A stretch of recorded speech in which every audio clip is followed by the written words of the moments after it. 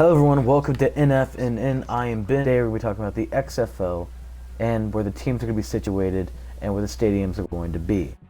Now, in the 2020 season, it seemed like there were a couple issues with size of stadium and locations where, especially where Dallas was and LA was. LA was just a horrible place to put a team. I mean, they can't even support an NFL team with the Chargers. And if they can't support two NFL teams, I don't see why they could support three football teams, including a startup league. So that was just a complete fail. Dallas was a complete failure as well. The stadium was like 42,000 capacity. They literally redesigned it just for the XFL, and I think for a couple of MLS games, but mainly for the XFL, and they couldn't even bring a actual substantial amount of fans there. The most amount of fans, I think, was the Texas Shootout with Houston, which Houston's fans are the main attraction there. I'm pretty sure. Pretty sure Houston brought the most amount of fans to that game. And Dallas just overall didn't have a fan base in Dallas. I think going to San Antonio obviously would be a great option for them. But before I get sidetracked, I'm just going to go down to the list of best to worst from stadiums and where they should move if they do have to move. Number one being St. Louis. St. Louis just was in a really good spot. St. Louis lost their football team back in 2016, maybe, or 2015, sometime around there, with the Rams moving to Los Angeles. And to finally see a football team back there really shows that that might have been a mistake. I mean, football in St. Louis just works very, very well. And so I'm very excited to see what's to come in that city. The dome, I think it's called the Dome of America. I mean, the Battlehawks were so popular, people started calling it the Battle Dome. Like, that just shows the impact that the team had. And I really do think that St. Louis was probably the best choice for the entire league. Number two on my list being Seattle. Seattle was overall a good city for the XFL. They were in a very large stadium. I think it was the second largest with 61,000 capacity, which it didn't even look like it was that the number of people that showed up was pretty good for the layout of the stadium. It looked like it was decently filled. They filled the bottom bowl, and then they began to fill the I think it's called the Hawk's Nest or something like that. Some addition added to the stadium where it's like it's like on the end zone area. But they filmed one of those as well. The fan base there was very strong. Many people didn't think it was going to be that well because the NFL team that's already there, the Seahawks, but they were obviously wrong because, almost 30,000 fans coming to all the home games. In fact, they were scheduled to have a game that might have hit over 31,000. Same with St. Louis. St. Louis is definitely going to hit that, maybe even 40,000 for them. Number three on my list being Houston. Houston was a very good team, so they obviously had a pretty good fan base in the XFL 2020, and they're going to have one back in 2000. Well, not back, but in 2021. I'm very excited to see how Houston's going to play out since they've lost PJ Walker, their star player. But yeah, the stadium being a college stadium with 40,000, I think exactly 40,000, maybe a little under 40,000 seats. They filled it up pretty well.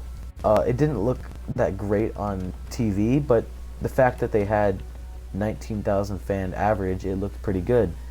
Well, it didn't look good, as I said, but the numbers is good. They made cash from that game, those games. They probably should have hosted the Texas Shootout there instead of in Dallas. But yeah, Houston, pretty good. They don't really need to worry about moving stadiums. It's a decent stadium for that team, especially since it was growing pretty fast. The XFL was in general, but also Dallas and Houston. Their fan base was growing, not really in Texas, but outside of Texas, it seemed like. Their ticket sales didn't go up, but their merchandise sales went up. Yeah, number four on my list being DC Defenders.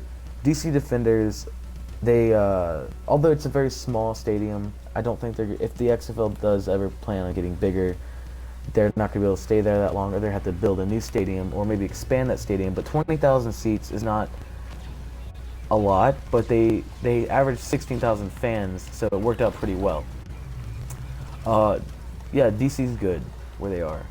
The next team on my list being Dallas. Dallas really was in a. They did all right at the beginning. Did all right at the Texas Shootout, which is the only reason why they're number 5 on my list. But the thing is, they just didn't. They weren't. They didn't bring the amount of fans that they should have for that size of the stadium. It was a huge stadium, and they weren't able to fill it up. Only averaging, I think, 16,000 alongside the DC Defenders. But the DC Defenders are in a smaller stadium, so they be higher up on the list. Number 6 on my list being the Guardians in New York. The Guardians really, they were in a huge stadium, so they automatically were kind of screwed over there. Vince McMahon is the one who decided for them to go in a huge stadium. It just was a bad matchup. It was bad on Vince McMahon's side. If they were in the Red Bull Stadium, they would have done all right. But because of the fact that they went to the MetLife Stadium, it just didn't look right. It was overfilled, and there are just so many problems with being in a huge stadium like that and being in a new league. If they were to Red Bull, they would probably be higher than Dallas, maybe possibly higher than DC. Number 7 on my list being the Vipers. Tampa Bay, really, at the beginning, there was a lot of people who showed up, and it was pretty good. But as it went on, the fan base kind of started dying out. The fan base was not very enthusiastic about the team, and that was probably the biggest problem that I saw. No enthusiasm with your team, you're not going to be able to, get more fans coming to the games. And last and least, in this case, the LA Wildcats. This team really had skill towards the end with Josh Johnson, I think his name is.